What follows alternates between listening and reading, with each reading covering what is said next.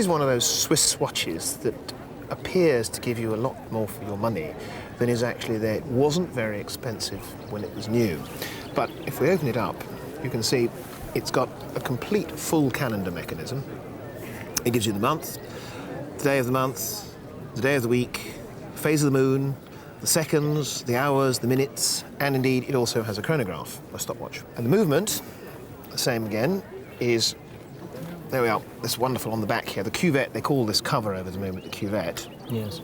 And they're really out there to tell you how marvellous they are. They've got Médaille d'Or, gold medal, Bordeaux 1895, the Diploma of Honour in Paris in 1896, and so on and so on.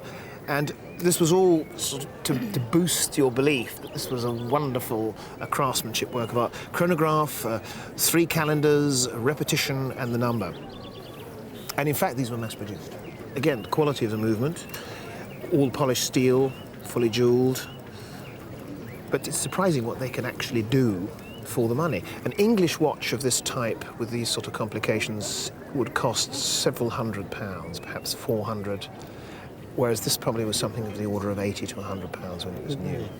It is a repeater, and indeed it repeats a double stroke for the quarters.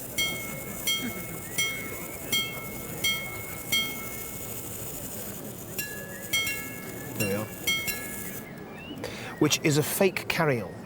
The more expensive versions had a ting-tang-tong strike on the quarter, and they used 3 gongs, and they've cleverly fitted a double stroke on 1 gong to give you the impression that it's a full carryall. Yeah. Is this a piece that's come down in the family, I ask? Yes, it was either my great-uncle or my grandfather's. Yeah. And it was left in a deposit box at the bank. Yeah. And it was only when the bank started charging rent that I, in fact, collected the box. And we had it at home for something like 6 months or so, because we hadn't got a key to the box. So my wife decided to smash the box open. And we found that and a lot of junk and a pair of cufflinks. Great. Well, that's very good news. I was hoping you'd give a story like that, because usually they've been worn, and the worst thing you can do with one of these watches is wear it. It wears out. Absolutely. It wears out. And this is built rather like an egg. In fact, you know, an egg is quite strong. Yes. You can squash the top. But if Yes. you took a file, a sort of nail file, and filed the top of that, one stroke on that egg, it would collapse in your hands.